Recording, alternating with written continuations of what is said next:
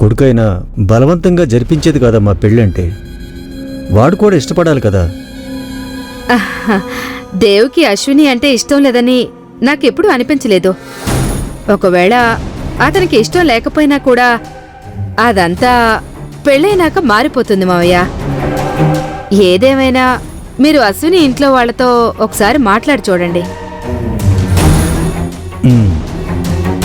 మాట్లాడతాను.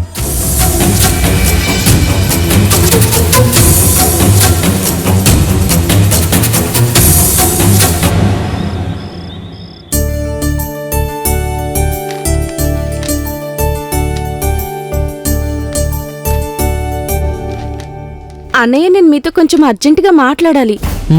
ఏంటి గౌరీ? మానసి వదిన విషయంలో నీ అభిప్రాయం ఏంటో నాకు తెలియాలన్నయ్య.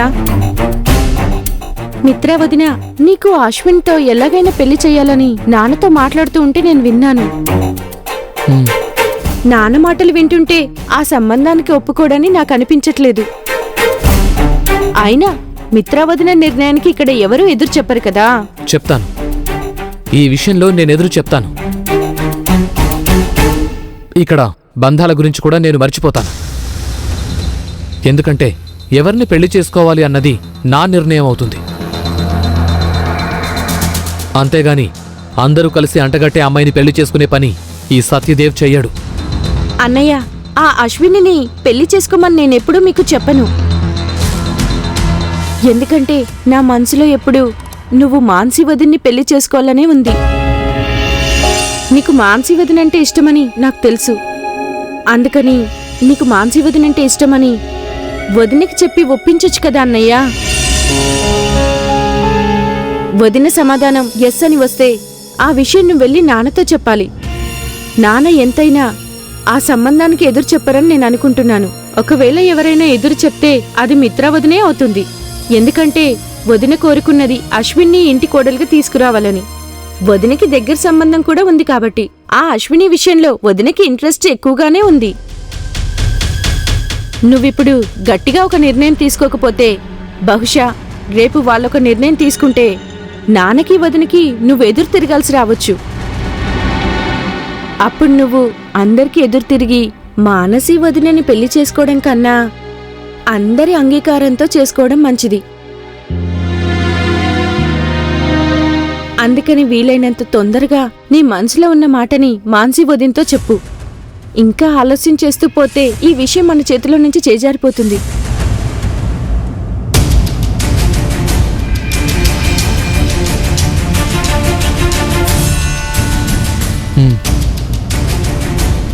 సరే, నేను మానసితో మాట్లాడతాను.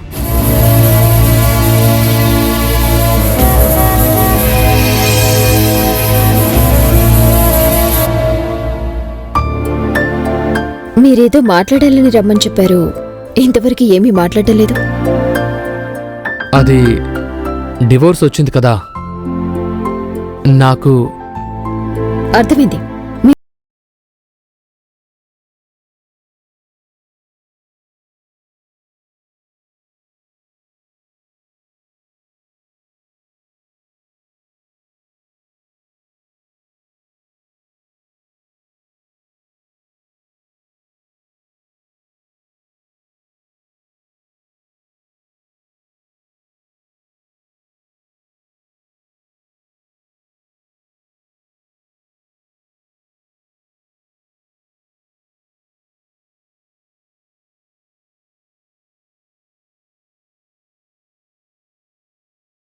లేకపోతే వద్దులేండి, నేను ఒక అమౌంట్ ఇస్తాను. ఒకవేళ మీకు ఫీజు తగ్గిందనుకుంటే అప్పుడు చెప్పండి. నేను ఫీజు గురించి కాదు మానసి నిన్ను రమ్మని చెప్పింది. వేరే విషయం చెప్పడానికి. ఏంటది లాయర్ గారు? అది నేను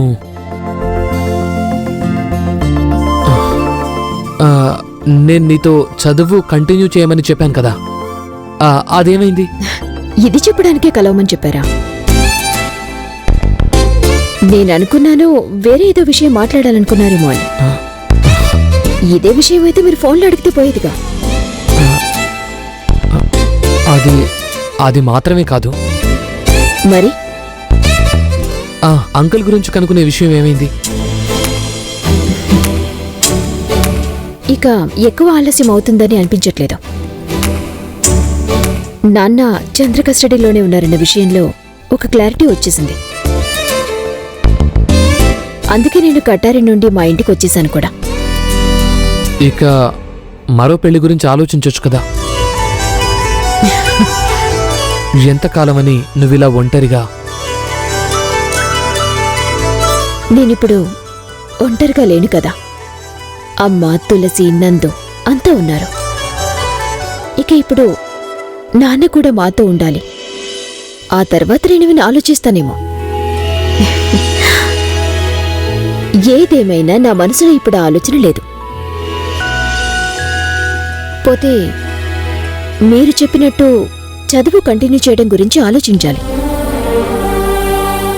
తర్వాత సొంతగా ఒక ఉద్యోగం సంపాదించుకోవాలి. ఈ రోజుల్లో ఎంతమంది ఉన్నా సొంత కాళ్ళ మీద మనం నిలబడగలగాలి. ఉద్యోగం అవసరం. మరి బస్ సర్వీస్? అది నేను నందుకు అప్పగించేస్తాను. వాడిప్పుడు ఇంట్లోనే ఉన్నాడు.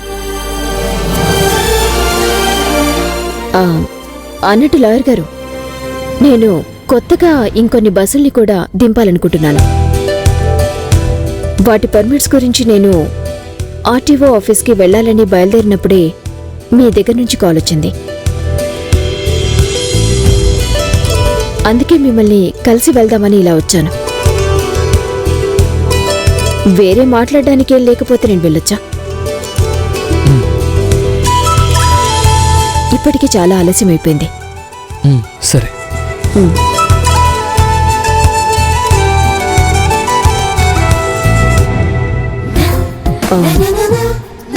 ఇలా చూడండి.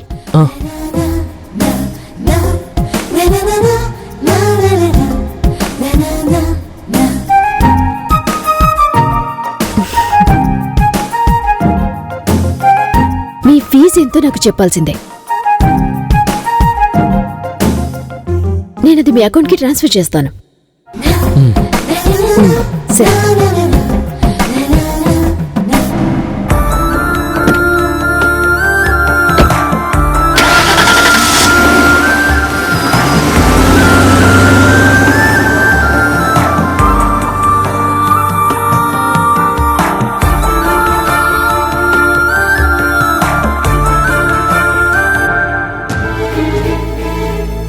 దేవ్ మానసి దగ్గరవడం చూస్తుంటే అన్నీ మన చేతిలో నుండి జారిపోతున్నట్టుగా ఉంది.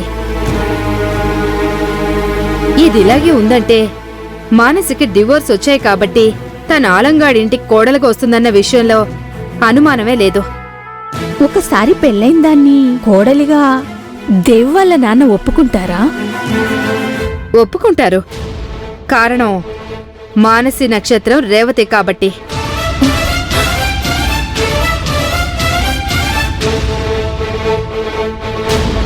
తను దేవుకి భారీగా ఇంటికొచ్చి వాళ్లకో బిడ్డ కూడా పుట్టిందంటే గురువుగారు ఆ రోజు చెప్పినట్లుగానే మంచం మీద పడుకున్న అత్తమ్మ లేచి పరిగెడుతుందని మావే నమ్మకం. అందుకని రెండో పెళ్ళన్న విషయాన్ని ఆయన మర్చిపోవచ్చు.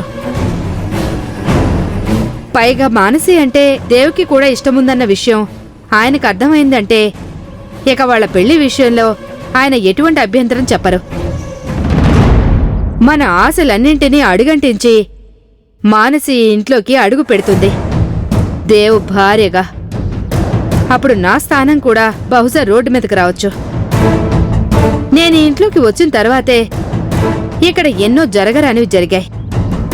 బయటికి చెప్పకపోయినా మావయ్యతో సహా అందరికీ అది బాగా తెలుసు. నా హస్బెండ్ చనిపోయిన వార్త విన్న షాక్లో దేవ్ అమ్మగారు ఆ కారణానే మంచాన పడ్డారు. కాబట్టి ఇదంతా మారడానికి ఒక రక్షకురాలొస్తే ఎవరూ తనని ఎడమకాలతో తన్ని పంపరు. లేదు మేడం, మానసి ఎప్పటికీ దేవుకి భారీగా ఈ ఇంటికి రానివ్వను. అందుకు నేను ఒప్పుకోను. నా ప్లాన్ సక్సెస్ కాకపోతే నేను దాన్ని శాశ్వతంగా లేకుండా చేస్తాను. అశ్వినియే మానసిని లేకుండా చేసిందన్న విషయం బయట తెలిసిందంటే ఆ తర్వాత నీ జీవితం జైలు పాలవుతుంది. అందుకని ఆ ఆలోచన వద్దు. నువ్వు కోరుకుంటున్నది దేవుతో సంతోషంగా ఉండాలనే కదా. అలా అయితే మానసిని దేవు మనసు నుండి తీసేయడానికి ఏదైనా దారుందేమో ఆలోచించు. నేను ఆ రోజు నీకు చెప్పినట్టుగా దేవుకి మరింత దగ్గరగా అవడం కోసం నువ్వు ప్రయత్నించు. అంతేకాని మానసిని లేకుండా చేస్తాను అనే ఆలోచన మాత్రం మర్చిపో. నువ్వు అందగత్తివే కదా, నువ్వు దేవు మనసుని లొంగ తీసుకోగలుగుతావు గట్టిగా ప్రయత్నిస్తే.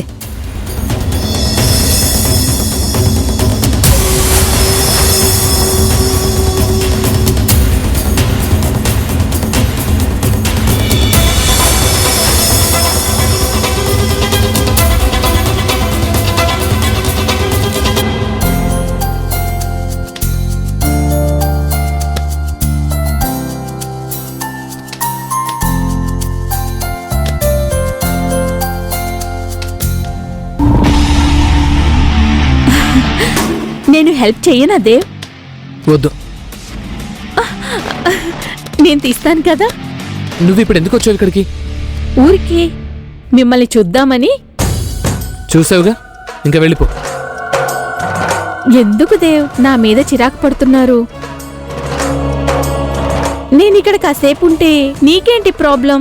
నాకిష్టం లేదు. కానీ నాకు చాలా ఇష్టం. ఒక్కటిచ్చానంటే ఉంటుంది. వేషాలేస్తున్నావు నాతో? వేషాలేం కాదు, నేను చెప్పింది నిజమే. మీరంటే నాకు చాలా ఇష్టం తెలుసా? కానీ మీకు అది అర్థం కావట్లేదని అనుకుంటేనే చాలా బాధగా ఉంది. నీతో కబుర్లు చెప్పుకుంటూ కూర్చునే పరిస్థితుల్లో నేను లేను. అందుకని నువ్విక్కడ నిలబడితే తేళ్లు జర్రులు పాకుతున్న ఫీలింగ్ ఉంది నాకు. అందుకని ముందుక నుంచి వెళ్ళిపో. పర్లేదు, మనకి పెళ్ళైన తర్వాత ఈ ఫీలింగ్ నేను మార్చేస్తా. పెళ్ళా? మరే, ఏం తెలియనట్టు? మనం నడవలేక పడుకున్న అత్తమ్మని నడిపించాలి కదా. మరి రేవతి నక్షత్రం ఉన్న అమ్మాయి మీ ఇంటికి రావాలి కదా. మనకి ఓ బిడ్డ పుట్టాలి కదా. వాటన్నిటికీ పరిష్కారం రేవతి నక్షత్రంలో పుట్టిన ఈ అశ్విని. సత్యదేవ్ అశ్విని ఎంత చక్కగా ఉందో. హలో, నాకేం చక్కగా అనిపించట్లేదు. ఇకపోతే రేవతి నక్షత్రంలో నువ్వొక్కదానివే పుట్టలేదు. ఇక్కడ వేరే వాళ్ళు చాలా మంది ఉన్నారు. అందుకని అప్పుడప్పుడు రేవతి నన్ను తిప్పుకుంటూ నా చుట్టూ తిరగొద్దు. నేనెవరి చుట్టూ తిరగాలనుకోవడం లేదు. మిత్రా మేడం నన్ను అడిగారు, నేను నాకు కూడా ఇష్టమే అని చెప్పాను. వేరే ఎవరినైనా తీసుకొచ్చే ఉద్దేశం గనుక ఉంటే అది జరగదని మేడం చెప్పారు. దేవుకి సరిజోడి నేనే. అయ్యే నువ్వా?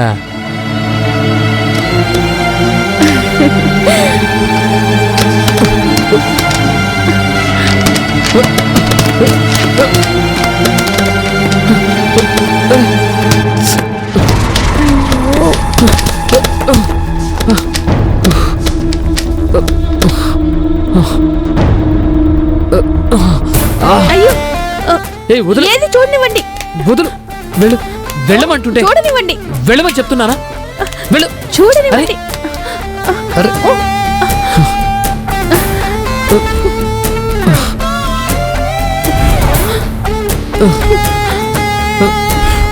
చాలు, తప్పుకో.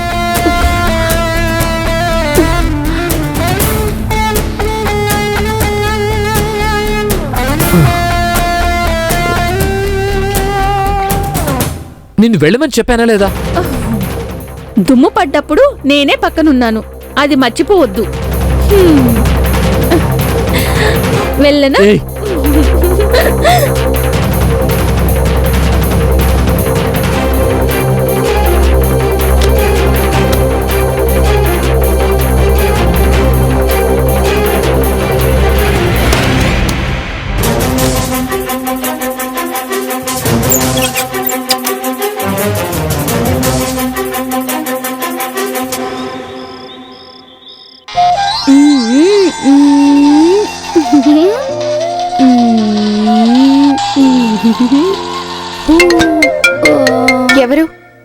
ఎవరు ఏమి? డాడీ చేస్తున్నారు. అవునా? తే తే తే. ఇవ్వ. డాడీ ఎలా ఉన్నావు? బాగున్నాను. మీరు బాగున్నారా? బాగున్నా డాడీ. మరే డాడీ ఎప్పుడు వస్తున్నావు? నిన్ను చూడాలనుంది. నాన్నకి ట్రైనింగ్ అయిన వెంటనే ఏమీ దగ్గరికి పరిగెత్తుకొస్తాడు. నాకివ్వు. ఎప్పుడవుతుంది ట్రైనింగ్? ఇవ్వు. ఇంకా కొన్ని రోజులే. డాడీ నువ్వు లేకపోతే ఇక్కడేం బాగాలేదు. అవునా చిన్న తల్లి? ఆ. డాడీ తొందరగా రావాలి. తొందరగా వస్తాను. వచ్చేటప్పుడు నాకేం తీసుకొస్తున్నావు? నీకేం కావాలి నువ్వు చెప్పు, నేను వచ్చేటప్పుడు తీసుకొస్తాను.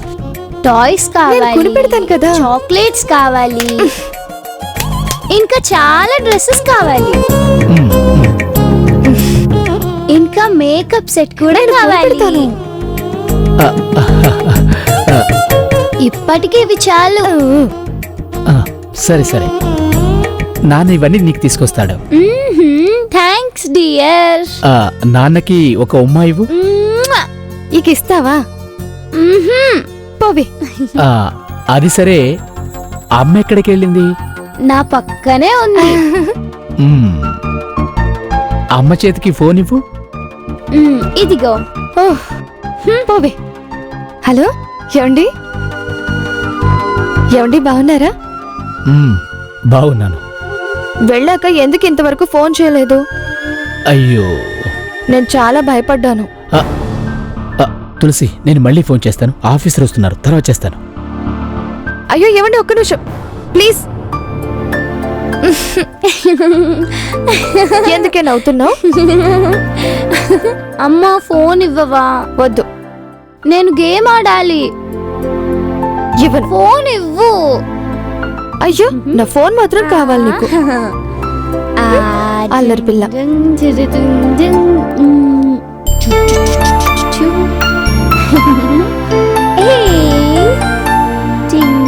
ఒక్క మాట కూడా మాట్లాడలేదు.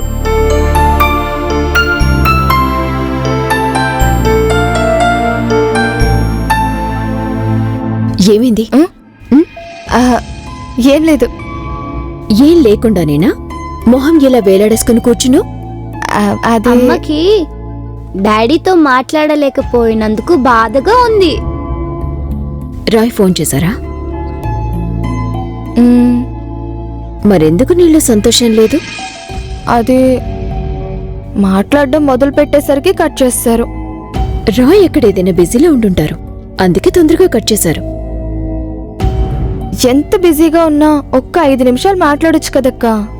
పర్వాలేదు, కాసేపయ్యాక చేస్తారేమో. నువ్వేం టెన్షన్ పడుకో, సరేనా? ఓ అక్క, నీకు అది చెప్పినా అర్థం కాదు. ఆ?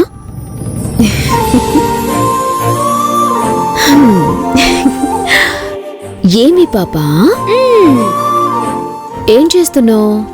గేమ్ ఆడుతున్నాను. నాకు కూడా అది నేర్పిస్తావా? దీన్ని నొక్కాలి. ఓకే.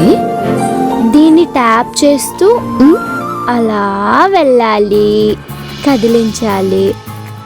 నేను చెప్పింది అర్థమైందా? సరే, ఒక ముద్దు పెట్టు.